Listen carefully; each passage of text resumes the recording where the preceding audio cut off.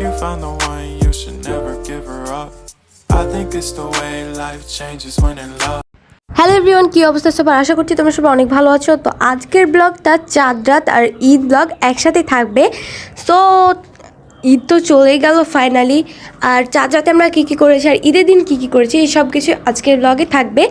So চাঁদ রাতের সন্ধ্যার সময় আমরা সবাই হচ্ছে যে মানে ভিডিও করতেছিলাম, ছবি তুলতেছিলাম আর সবাই একসাথে মজা করতেছিল। ভাবলাম যে চলো তাহলে ওদেরকে নিয়ে একটা ভিডিও বানানো যাক। আর এই সাউন্ডটা এখানে সবাই বলছিল চাঁদ রাত মোবারক, বাট সাউন্ডটা কাট হয়ে গিয়েছে। সো যাই হোক, কোনো ব্যাপার না। আর এইখানে আমি হচ্ছে যে বাজি ফোটানোর জন্য এটাকে রেডি করছিলাম, বাট আমি একদমই বাজি ফোটা নাই, কারণ আমার অনেক বেশি ভয় লাগে। আর এখানে আমার সাথে যারা ছিল ওরা বাজি ফোটাচ্ছিল আর আমি এটাকে জাস্ট প্রস্তুত করে দিচ্ছিলাম। আর চাঁদ রাতে তো আমি অনেকেই মেহেদি দিয়ে দিয়েছি, প্রায় 5 থেকে 6 জন মতো। বাট মেহেদি দিতে দিতে সবাইকে দিয়ে দিয়েছে, বাট নিজেরটা দেওয়ার টাইমই পায় নাই। সো রাত্রে প্রায় 12:30টার দিকে আমি বসেছি আমার হাতে মেহেদি দিতে। অলরেডি আমার হাতের ওপর পার্টে মেহেদি দেওয়ার ডান, বিকজ ওইটা আমি দুপুরবেলায় দিয়ে দিয়েছিলাম আর নিচ পার্টে দেওয়া হয় নাই, সবাইকে দিতে দিতে টাইম চলে গেছিলো।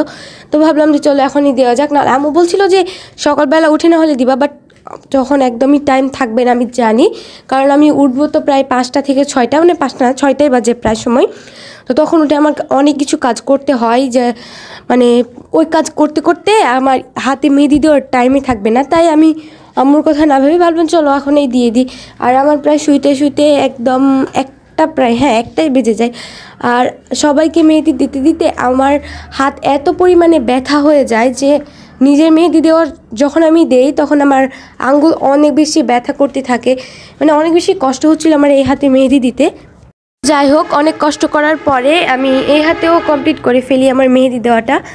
সো আর মেহেদিটা জানি খুব একটা ভালো হয় নাই, কারণ আমার হাতে যেহেতু ব্যথা ছিল তাই আমি খুব একটা প্রিপেয়ারলিভাবে দিতে পারি নাই। সো তাড়াতাড়ি ঘুম যাওয়ার পরে আমি আবার সকাল সকাল উঠে যাই 6টার দিকে। সকাল সকাল না 6টার দিকে উঠছি। আর ঘুম থেকে ওঠার পরে আমার সব কিছু গোছগাছ করতে হয়।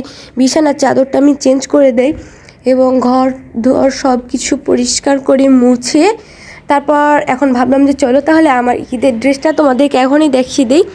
আর আমি আমার ঈদের ড্রেসটা নিয়েছিলাম হচ্ছে সাদার ওপরে ব্লু, এটা স্কাই ব্লু না ডিপ ব্লু বোঝা যাচ্ছে না, বাট মানে আমি অ্যাকচুয়াল কালারটা বুঝতে পারছি না। তো যাই হোক, এই ব্লু আর এই জিনিসটা আমার মানে কালারটা আমার কাছে অনেক বেশি ভালো লাগছে। এটার সাথে একটা ওড়না ছিল, বাট ওড়নাটা ভালো না, তা এক্সট্রা আমি একটা ব্লু ওড়না নিয়েছি।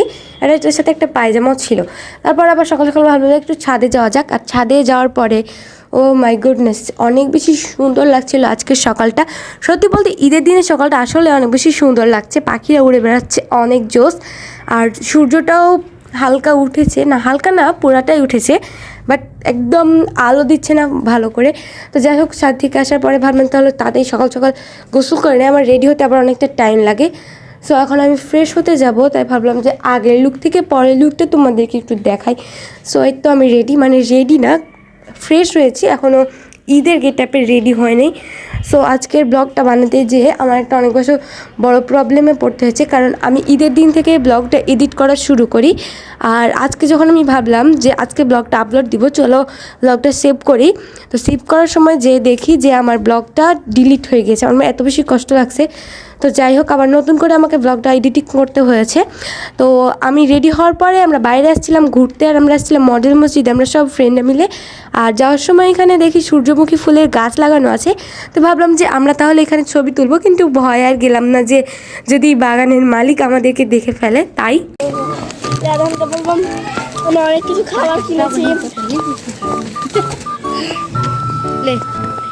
সো গাইস, আজকে ঈদের দিন আমরা সব ফ্রেন্ডরা মিলে নদীর ধারে ঘুরতে যাচ্ছি। আমাদের সাথে আছে অনেক কিছু খাবার, যেমন স্পিড আচ্ছা একটু কেটে দে, ওখানে যা ভালোভাবে করতে হবে। হ্যালো বন্ধুরা, আজকে আমরা ঈদের আবার একটু ফার্স্ট থেকে শুরু করবো বন্ধুরা। হ্যালো বন্ধুরা, আজকে ঈদের দিন আমরা ফ্রেন্ডরা মিলে সবাই নদীর পাড়ে ঘুরতে এসেছি। আপনারা সবাইকে ঈদ মুবারক। হাই দাও সবাই। তো তোমরা তো দেখলে ঘুরতে যে আমরা কত বেশি মজা করেছি, আমাদের ঘুরতে যে কিন্তু অনেক বেশি মজা হয়েছে। সো এখানে ঘুরতে আসার পরে আমার ফ্রেন্ড একটু ট্রাই করতেছিল ব্লগিং স্টার্টিংটা শুরু করার জন্য। তো যাই হোক, তারপর আমাদের কিছু পিক দেখিয়ে দিলাম। আর বাড়ি আসার পরে প্রায় 3টা বেজে যায় আমাদের বাড়ি আসতে আসতে। আর বাড়ি আসার পরে তো আমি খেতে বসে যাই, কারণ আমার অনেক বেশি খিদা লেগে যায়। মানে আমি অবশ্য কিছু খেয়েছিলাম, বাট হালকা পাতলা খাবার খেয়েছিলাম, তাই খুব একটা খিদা মেটেনি। তো যাই হোক, খাবারটা খেয়ে নেওয়ার পরে আমি আবার ড্রেস চেঞ্জ করে নিই এবং অন্য একটা লুকে চলে আসি। আর এই লুকটা তোমাদেরকে দেখাচ্ছিলাম জাস্ট কেমন লাগে। সো আমার কাছে লুকটা তো মোটামুটি ভালো লাগছে। তারপর সন্ধ্যার পরে আমি আবার একটু ফোন নিয়ে বসি যে দেখি মিডিয়ার অবস্থা কী, আমার চ্যানেলের অবস্থাটা কী। তো আমি আমার চ্যানেলে যেয়ে দেখি। আর একটা কথা বলে রাখি তোমাদেরকে, তোমরা আমার চ্যানেলটা কেন সাবস্ক্রাইব করছো না আমি জানি না, বাট আগে তো ভালোই সাপোর্ট করতো, আর এখন আমার চ্যানেলে সাবস্ক্রাইবার্স ভিউজ সব কিছুই কমে গেছে। মানে যেখানে সাবস্ক্রাইবার আছে ওইখান থেকে একদমই নড়াচড়া করতে যাচ্ছে না, ওই একটু কি রয়ে গেছে। তো আই হোপ তোমরা আমাকে সবাই সাপোর্ট করবে এবং খুব তাড়াতাড়ি আমার 1 লাখ সাবস্ক্রাইবার হয়ে যাবে। আই হোপ, জাস্ট আমি আশা করছি তোমাদের কাছ থেকে এইটুকুই। আর আমি এই ফোনে একটা নিউ অ্যাকাউন্ট খুলেছি, এই অ্যাকাউন্টের নাম হচ্ছে মাহমুদা খাতুন। এখানে ওই চ্যানেল থেকে এই চ্যানেলে একদমই আলাদা ভিডিও আপলোড হয়। সো তোমরা চাইলে এখানে সাবস্ক্রাইব করতে পারো। ফোন দেখতে দেখতে আবার হঠাৎ করে আমার বোন আমাকে 100 টাকা দিয়ে যে বলে যে না, আমি বললাম মোমা কিরে তুই আমাকে আবার সালামি দিয়ে গেলে না? কেউ বলছেন না মামা আসছিল এটা তোমাকে দিল। ও ভাবলাম যে ও মনে হয় আমাকে দিল, বাট আমার বোন কখন এরকম না। আর তাড়াতাড়ি আমি আবার 100 টাকাটা নিয়ে চলে আসলাম আমার ব্যাংকে ঢুকাবার জন্য। মানে আমি এবার ঈদের যতগুলো সালামি পেয়েছি সবগুলো আমি এই ব্যাংকে ঢুকিয়ে দিয়েছি। আমি শুধুমাত্র 100 টাকা মেবি খরচ করেছি, এর বেশি আর 1 টাকাও করিনি। সো এই ব্যাংকে আমার প্রায় অনেকগুলো টাকা হয়ে গেছে, 1000 টাকার বেশি। মানে ব্যাংকটা অবশ্য ছোট, ওই যে কথায় বলে না ছোটো মরিচের ঝাল বেশি, এটা হচ্ছে এরকম যে ছোট্ট ব্যাংক কিন্তু এর ভিতর অনেকগুলো টাকা আছে। সো যাই হোক, আর এবার ঈদে তোমরা কে কত টাকা সালামি পেয়েছো আমাকে অবশ্যই কিন্তু জানাবা। সো যাই হোক, আমি এটাকে অনেক কষ্ট করেও ঢোকাতে পারছি না, কারণ অনেক বেশি টাকা হয়ে গিয়েছে এই ব্যাংকটার ভিতরে, ঢুকতেই চাচ্ছে না। তো ভাবলাম চল একটা কিছু ইউজ করা যাক, তাই নেল কাটার নিয়ে এই পেছনে যে চাকুর মতো যে জিনিসটা থাকে ওইটা দিয়ে আমি একটু বাড়ি দিলাম, দেখলাম যে ঢুকে গেছে। হ্যাঁ, জিনিসটা কাজের আছে ভালোই, তো জিনিসটা ভালোই কাজ করছে। এরপর থেকে আর টাকা ঢুকালে আমি এটা দিয়েই ঢুকাবো, জিনিসটা আমার কাছে অনেক বেশি ভালো লাগছে।